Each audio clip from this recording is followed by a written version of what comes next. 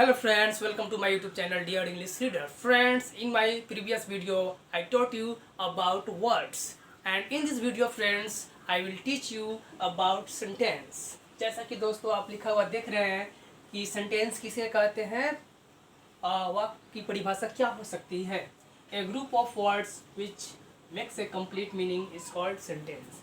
A group of words which makes a complete meaning is called sentence. तो शब्दों का समूह जो पूरी तरह से एक अर्थ कंप्लीट एक अर्थ बताए उसे वाक्य कहते हैं. Friends, as we know, when we speak or write we use words. Okay, then words are very important. Words जैसे कि बहुत महत्वपूर्ण है. तो हम लोगों ने वर्ड्स के बारे में पिछले वीडियो में पढ़ा था कि एक एक लेटर से मिलकर, बहुत सारे लेटर से मिलकर वर्ड बनते हैं और बहुत सारे वर्ड से मिलकर एक सेंटेंस बनते हैं. इस वीडियो में दोस्तों हम लोग सेंटेंस के कितने पार्ट होते हैं उसे पढ़ेंगे. अगले वीडियो में हम लोग पढ़ेंगे सेंटेंस के कितने काइंड होते हैं उसे पढ़ेंगे. काइंड अलग होते हैं, पार्ट्स अलग होते हैं. तो एक सेंटेंस का दो पार्ट हो सकता है. पहला सब्जेक्ट, दूसरा प्रेडिकेट. सब्जेक्ट को उद्देश्य बोलते हैं, प्रेडिकेट को विधेय बोलते हैं. ओके, सब्जेक्ट में नाउन, प्रोनाउन या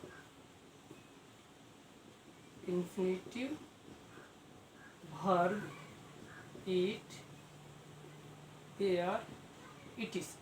इंट्रोडक्टरी इट, इंट्रोडक्टरी देयर कुछ भी हो सकते हैं. सब्जेक्ट हमेशा ये सब्जेक्ट में आएंगे. प्रेडिकेट में सेंटेंस का दो पार्ट होता है. मैं उदाहरण में समझाऊंगा. पहले देखते हैं. प्रेडिकेट में दो पार्ट होते हैं. जैसे एक होगा यहाँ पे वर्ब, ऑब्जेक्ट. दोस्तों ऑब्जेक्ट का हिंदी होता है कर्म. वर्ब मीन्स क्रिया, सब्जेक्ट का मतलब कर्ता, कर्ता क्रिया कर्म. ओके, तो थोड़ा अगर आपका हिंदी व्याकरण भी सही है तो आप बिल्कुल इजीली समझ सकते हैं. कर्ता जो काम करता है, क्रिया कुछ हो रहा है, कौन सा काम हो रहा है.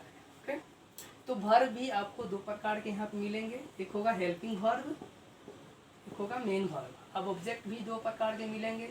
एक होगा इनडायरेक्ट ऑब्जेक्ट, एक होगा डायरेक्ट ऑब्जेक्ट. इनडायरेक्ट ऑब्जेक्ट हमेशा लिविंग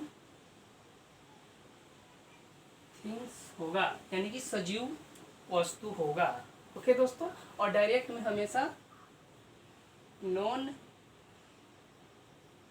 लिविंग थिंग्स होगा, यानी कि डायरेक्ट में निर्जीव वस्तु होगा और इनडायरेक्ट में सजीव वस्तु होगा. तो दोस्तों ये सेंटेंस के पार्ट हैं, दो पार्ट, सब्जेक्ट और प्रेडिकेट. अब आपके मन में एक प्रश्न आ रहा होगा कि सब्जेक्ट किसे कहते हैं, प्रेडिकेट किसे कहते हैं. तो सब्जेक्ट वाक्य में जिसके बारे में कुछ कहा जाए, जिसके बारे में कुछ कहा जाए उसे सब्जेक्ट कहते हैं. और सब्जेक्ट के बारे में जो कुछ कहा जाए उसे प्रेडिकेट कहते हैं. यानी कि सब्जेक्ट के बारे में जो कुछ कहे उसे प्रेडिकेट कहते हैं, विधेय कहते हैं. इसे विधेय बोलते हैं, इसे उद्देश्य बोलते हैं. एक उदाहरण से आप समझिए. यहाँ पे मैं लिख रहा हूँ, जैसे आई हैव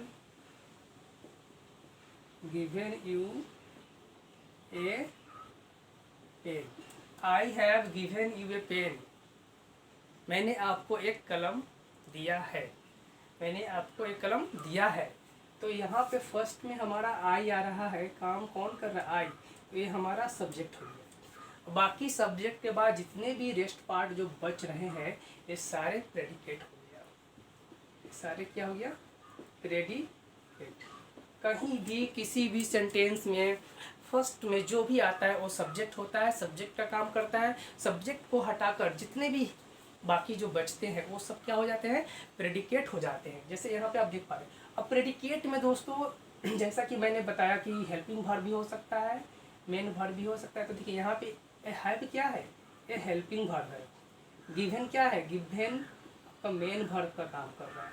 और जस्ट मेन वर्ब के बाद में इनडायरेक्ट ऑब्जेक्ट आया यू। यू क्या है? ये लिविंग थिंग्स है। क्या है?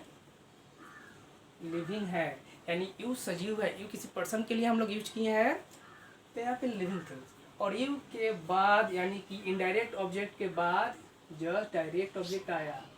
क्या है? डी, यानी डायरेक्ट ऑब्जेक्ट। तो दोस्तों डी से समझिएगा डायरेक्ट ऑब्जेक्ट। तो हमेशा इनडायरेक्ट ऑब्जेक्ट के बाद में ही डायरेक्ट ऑब्जेक्ट आएगा। कहीं से भी कोई आपको दिक्कत नहीं है। अब आपको प्रेडिकेट और सब्जेक्ट छांटने में मदद होगी। अब प्रेडिकेट जब आप चूज कर लीजिएगा, छांट लीजिएगा उसको, तो उसमें भी आपको अब हेल्पिंग वर्ब चुनने में, मेन वर्ब चुनने में, या फिर इनडायरेक्ट ऑब्जेक्ट और डायरेक्ट ऑब्जेक्ट चुनने में आपको कठिनाई नहीं होगी। इस तरह से आपका एक सेंटेंस का कंसेप्ट क्लियर हुआ।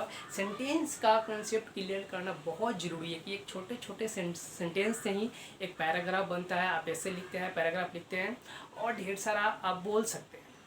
तो हमें सेंटेंस जानना उतना ही ज़रूरी है जितना कि एक वर्ड जानना ज़रूरी है। इसे आप लोग नोट कर लें। एंड आई होप कि दोस्तों ये वीडियो आपको जरूर पसंद आएगा। एक शेयर तो जरूर कीजिएगा और इस चैनल को सब्सक्राइब करें, लाइक करें।